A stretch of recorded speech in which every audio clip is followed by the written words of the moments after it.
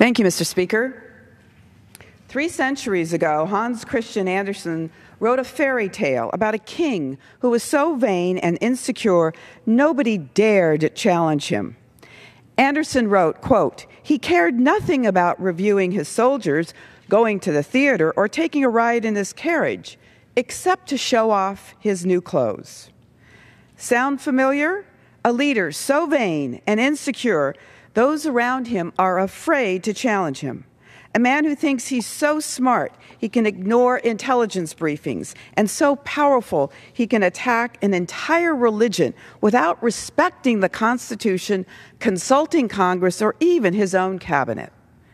The White House claims their ban on Muslims entering our country is about, quote, keeping America safe. Don't be fooled. It's about keeping America scared. I'm not naive. There is good and evil in this world. My argument is that the administration has the two sides confused. Saturday, a 5-year-old Maryland boy was held for hours at Dulles Airport while his frantic Iranian-born mother waited outside. Meanwhile, at 1600 Pennsylvania, alt-right provocateur Steve Bannon reassured the president that their extreme vetting was protecting us from evil. Okay, Mr. Bannon, let's talk extreme vetting. Before a refugee makes it to America, they're first vetted by the UN Commission for Refugees. Then the State Department investigates and interviews them overseas, checking them against databases with data from battlefields, email intercepts, intelligence, and other interviews. If they make it this far, and many do not, they are fingerprinted and investigated again by the FBI. This process can take up to 2 years, and everyone is vetted. In fact, extremely vetted. But no extreme seems extreme enough for the extremists currently in the White House. And how did they choose the 7 countries to target?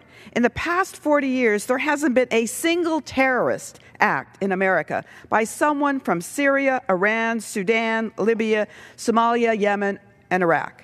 Of course, that's not all these countries have in common. They're also nations where the Trump organization has no businesses. Meanwhile, the homes of every one of the 9/11 hijackers, Saudi Arabia, United Arab Emirates, Egypt, and Lebanon, were left off the list. The Trump organization has holdings in 3 out of the 4. Last weekend at San Francisco International Airport, an Afghani interpreter for our military was detained, held, and questioned after risking his life for our country. In Chicago, Sahar al-Ghanami traveled from Syria to care for her dying mother. Despite having a valid visa, she was put back on a plane and sent home. Before she left, her sister said she was coerced to sign papers canceling her visa. Other detainees say they were asked their views on the current president. What does that have to do with anything?